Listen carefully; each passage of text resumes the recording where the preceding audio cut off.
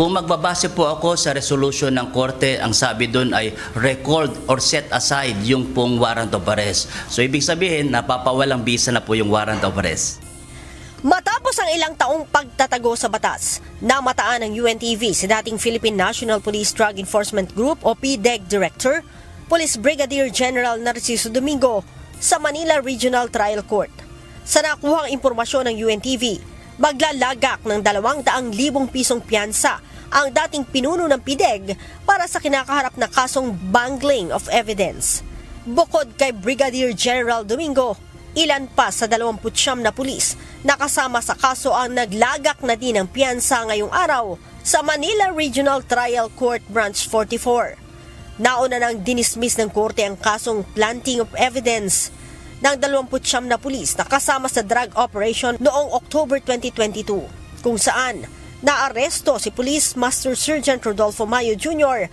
at nakumpiska rin sa establishmento nito ang nasa 970 kilo ng shabu. The dismissal was due to the facts averred in the information do not amount to the offense of planting of evidence. So yung information kasi na isipinal ng ating prosecutor ay sabi ng korte ay bakit dito wala yung mga pangalan ng innocenteng person na subject ng planting. Yun ang sabi ng court. So ilagay nyo yung pangalan. And also, ano ba ang purpose ng planting? Will it incriminate or implicate ba siya sa isang crime? Yun po yung wala sa information. Kaya sabi ng court, i-amend mo yan. I-amend mo yan, ilagay mo yan. But sabi ng court, ito po yung sabi ng court ay although nag-file ng amendment ng ating prosecution ay hindi na satisfy ang court doon sa kanyang directive. So the court denied the amendment. Ang PNP Legal Service sinabing aapila kaugnay sa na-dismiss na kaso. Right now, we are still coordinating with the prosecution kung ano po yung mga appropriate legal remedy po namin na aming mga gagawin for this matter po. Si Brigadier General Domingo ay nag-avail na ng optional retirement matapos na pumutok ang issue sa 990 kilos ng shabu.